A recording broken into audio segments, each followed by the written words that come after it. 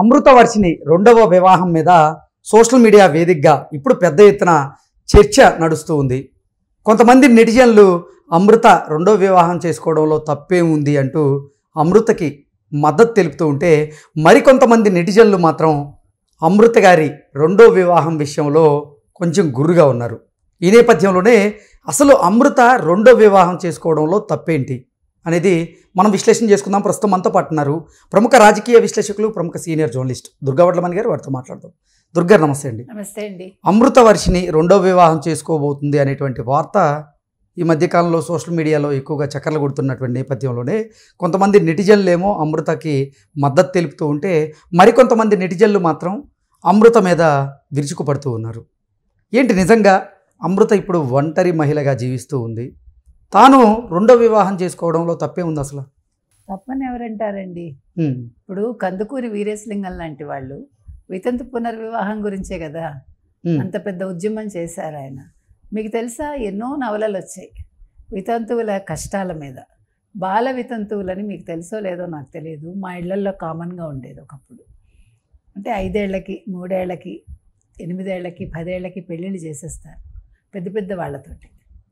వాళ్ళు వీళ్ళకి ఇంకా ఊహ కూడా తెలియదు. ఆ భర్త చనిపోతాడు, ఆ భర్త చనిపోతే పోయాడు, ఈ పిల్లకి జుట్టు తీసేసి ఒక తెల్ల చీర కట్టేసి, ఇంకా పిల్ల దేనికి పనికిరాదు, ఇంట్లో చాకరీకి తప్ప. అత్తమామలు ఆస్తులు ఇవ్వరు అప్పుడు. ఇటు పుట్టింట్లో అన్నా వదినలకో ఎవరికో ఊడిగం చేస్తూ ఆ అమ్మాయి జీవితం వెళ్ళేది. ఇవన్నీ చూసి కందుకూరి వీరేశలింగం గారు రాజమండ్రిలో పునర్వివాహాలు చేసేవాళ్ళట. చాలామంది అమ్మాయిలు ఆయన ఎక్కడుంటారో తెలుసుకుని, అంటే ఆ రోజుల్లో ప్రయాణ సౌకర్యాలు ఇలా లేవు కదా, ప్లస్ ఇంట్లోంచి ఒక ఆడపిల్ల బయటికి వెళ్ళాలంటే చాలా కష్టం. కాబట్టి పాపం బాధపడేవాళ్ళట, అయ్యో ఆయన ఎవరో తెలిస్తే బాగుండు, మా జీవితాలు ఆయన ఉద్ధరిస్తే బాగుండు అని. అటువంటి స్టేజ్ నుంచి మనం, అది ఎప్పుడో జరిగింది, ఒక 100 సంవత్సరాల క్రితం కూడా కావచ్చు మనకి, ఇంకా ఎక్కువ. అలాంటిది ఇప్పుడు మనం 2025లో ఇంకా అమృతవర్షిని ఇంకో పెళ్లి చేసుకోవచ్చా చేసుకోకూడదా అనే డిస్కషన్ ఇంకా అది పెడుతున్నామంటే ఎంత దౌర్భాగ్యం అండి. అంటే మన ఆలోచన విధానం లేదు, మన ఆలోచన సరళి ఇంకా విస్తరించలేదా? అసలు రెండో వివాహం గురించి తాను ఇప్పటి వరకు స్పందించలేదు, తాను మాట్లాడిన కూడా లేదు. రెండో వివాహం అంటూ కొన్ని వార్తలు వచ్చాయి. ఆ వార్తల్ని ఖండించేవారు కొంతమంది ఉన్నారు. ఏంటి, నిజంగా మన ఇంట్లో మన ఆడపిల్లలకు గనక ఇటువంటి ఘటనలు జరిగితే వారిని కూడా ఇలాగే కమెంట్ చేస్తూ ఉంటాం? తప్పండి, అది ఎవరింట్లో పిల్ల అయినా తప్పది. ఇప్పుడు అమృతవర్షిని అనే అమ్మాయి, సరే ఆ పిల్ల ఇష్టపడింది, ఎవరినో చేసుకుంది, అతనికి అన్యాయం జరిగింది, ఆ పిల్ల తండ్రి వల్ల ఇవన్నీ అయిపోయాయి. అయ్యాక ఒక తీర్పు వెలువడింది. కాకపోతే ఏంటంటే, తీర్పు వెలువడ్డాక మనం ఒక్కటే పాయింట్ చెప్తున్నాం. నిన్న అదే మాట్లాడాం, మొన్న అదే మాట్లాడాం, ఇవాళ అదే చెప్తాం. ఆ అమ్మాయి రెస్పాన్సిబిలిటీ తీసుకుని గత అత్తమామలతోటి, అంటే ఇంతకు ముందు ఎవరితోటి అయితే ఉన్నారో ఆవిడ పెళ్లి చేసుకున్నారో ఆ అత్తమామలతోటి సపోర్ట్గా ఉండి అతని సమాధి దగ్గరికి వెళ్ళి నివాళులు అర్పించి, సరే అత్తమామయ్య ఇవాళతో మీతో నేను సఖ్యతగానే ఉంటాను, కానీ నా జీవితం నేను చూసుకుంటానని చెప్పచ్చు, తప్పేం లేదు. ఎందుకంటే చిన్నపిల్ల ఏం కాదుగా అంత. ఇప్పుడు ఇన్ని తెలుసున్న అమ్మాయి, ఇన్ని పడ్డ అమ్మాయి, అవన్నీ చేయొచ్చు, అదొకటే మనం చెప్తాం. కాకపోతే అమృతవర్షిని పెళ్లి చేసుకోవాలా అక్కర్లేదా, ఆ అమ్మాయి అతని పేరు ఎందుకు తీసేసింది, that is her will and wish. ఇప్పుడు అమ్మాయి ఎందుకు తీసింది, ఎందుకు తీయలేదు ప్రశ్నించడానికి మనమే అమ్మాయిని పోషించట్లేదుగా, మనం ఎవరో అడగడానికి. అమ్మాయి లైఫ్ అమ్మాయి చూసుకుంటున్నారు. అంటే కోర్టులో ప్రణయ్కి న్యాయం జరిగింది అని అమృత భావించి ఉండొచ్చు, అందుకే అమృత ప్రణయ్గా ఉన్నటువంటి తన పేరుని అమృతవర్షినిగా మార్చుకొని ఉండొచ్చు. దాంట్లో తప్పడానికి ఏముంది? అసలు ఏ తప్పు లేదండి. ఎవరి వ్యక్తిగతం, ఎవరి ఇండివిజువాలిటీ వాళ్ళది. మనం ఎవరో మాట్లాడటానికి? ఆ పిల్ల ఏమైనా పెట్టుకోవచ్చు, రేపొద్దున ఇంకొకళ్ళని చేసుకుని అతని పేరు కూడా పెట్టుకోవచ్చు. ఎందుకంటే మనకి అంత స్వేచ్ఛ ఉంది, అవునా కదా? కాబట్టి మనం అవన్నీ మనకు అనవసరం. ఇప్పుడు అమృతవర్షిని అని పెట్టుకుంది, ఈ అమ్మాయి అతన్ని మర్చిపోయింది, ఆ ప్రణయ్ని. మర్చిపోతే మర్చిపోతుంది. కాలం, ఇప్పుడు కాలం అనేది ఎందుకు చెప్తామండి, గాయాలు మాన్పుతుందనే కదా. అవును, మన మండే మనసు మీద పన్నీటి జల్లు అనేది ఒక కాలమే. ఎందుకంటే కాలం మనకి ఏ గాయాన్నైనా మాన్పగలదు, మనకి అంటే చెడుని మనలోంచి మరిపించగలదు కాలం. కాబట్టి ఆ విధంగా అమ్మాయి మర్చిపోతే కూడా మంచిదే. ఇప్పుడు ఒక పిల్లాడికి తల్లి అయింది, ఆ పిల్లాడిని వాళ్ళ అమ్మగారు పెంచుతున్నారు, పిల్లాడిని రోడ్డు మీద వదిలేయలేదు. ఇంకో పెళ్లి చేసుకుందాం అనుకుందాం, అతనితో చెప్పే చేసుకుంటుంది, ఇష్టపడే చేసుకుంటాడు, ఇంకా దాని గురించి క్వశ్చనే ఉంది.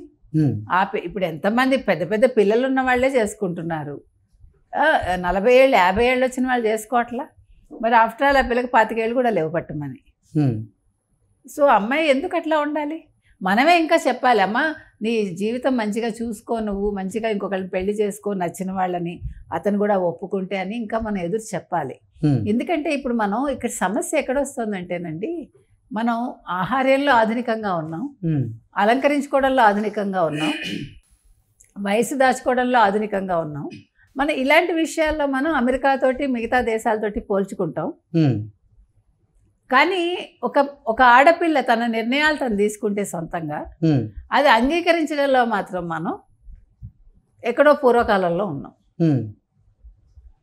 అక్కడ మార్పు రావాలి, ఆలోచన విధానం మారాలి. ఇప్పుడు ఆడవాళ్ళు మీకు ఇక్కడ క్లియర్ గా చెప్పాలి అంటే, అమృతవర్షిణిని వ్యతిరేకిస్తున్న వారిలో ఇప్పుడు సోషల్ మీడియాలో మహిళలు కూడా ఉన్నారు కదా, ఎక్కువ మంది మహిళలే ఉన్నారు. అన్ఫార్చునేట్లీ మీరు తప్పుగా అనుకోవద్దు, అంటే నేను ఎవరిని కించపరచాల్సిన పని నాకు లేదు.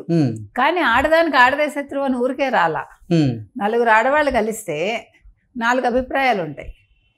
అభిప్రాయాలు భిన్నంగా ఉండటం తప్పు కాదు, దానికోసం మనం వాదించుకోవటం తప్పు. ఇప్పుడు నేను మీ అభిప్రాయాన్ని గౌరవించి నేను గమ్మునున్నాను అనుకోండి, అదొక మర్యాద. అంతేగాని నువ్వెందుకు ఇలా చెప్పావు, నువ్వెవరు చెప్పటానికి, ఆ అమ్మాయి ఎందుకు పెళ్లి చేసుకోవాలని వాదన వచ్చింది అనుకోండి, అది తప్పు. అంతే తప్ప ఓకే అమ్మాయి ఇష్టం అమ్మాయిది, ఆ అమ్మాయికి నచ్చినట్టు అమ్మాయి ఉంటుంది, వాళ్ళ అత్తమ్మ వాళ్ళు ఒప్పుకుంటారో ఒప్పుకోరా అది అమ్మాయి ఇష్టం, లేదు వాళ్ళ అమ్మ ఒప్పుకుంటారో ఒప్పుకోరా అమ్మాయి ఇష్టం. ఇంకా ఇప్పుడు ఒకసారి తల్లి తండ్రిని కాదనుకుని ఒకళ్ళని చేసుకుని బయటకు వచ్చాక ఇంకొకళ్ళని చేసుకుంటే వాళ్ళ అమ్మకు కూడా సంబంధం ఉండదు కదా. ఇప్పుడు ఆవిడకి ఇష్టమైంది, ఈ అమ్మాయికి ఇష్టమైంది, కలిసారు ఇంత గొడవలు అయ్యాక కూడా వాళ్ళ అమ్మగారు కూడా ఆ పిల్లాడిని అంటే ప్రణయ్ కొడుకుని పెంచుతున్నారు అంటే యాక్సెప్ట్ చేసినట్టే కదా.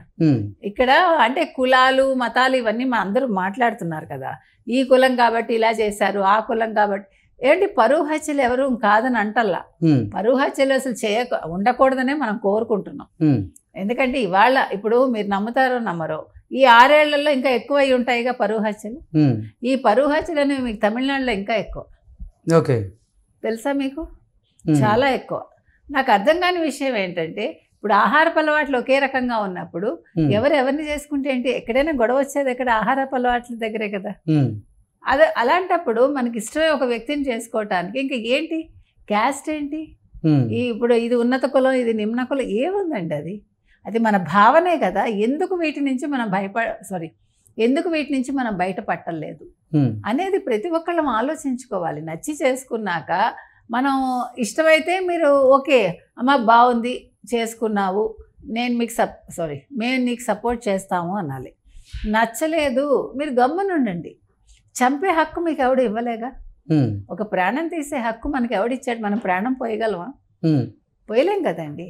ఇప్పుడు ఒక మనిషిని తీసుకొచ్చి అక్కడ పెట్టగలవా మనం? ఇంత గొడవ ఎందుకు వచ్చింది, ఇన్ని ప్రాణాలు ఎందుకు ఉసూరుమంటున్నాయి? కాబట్టి ప్రతి మనిషి ఆవేశంలో నిర్ణయం తీసుకునే ముందు ఒక్కసారి ఆలోచించుకోవాలి.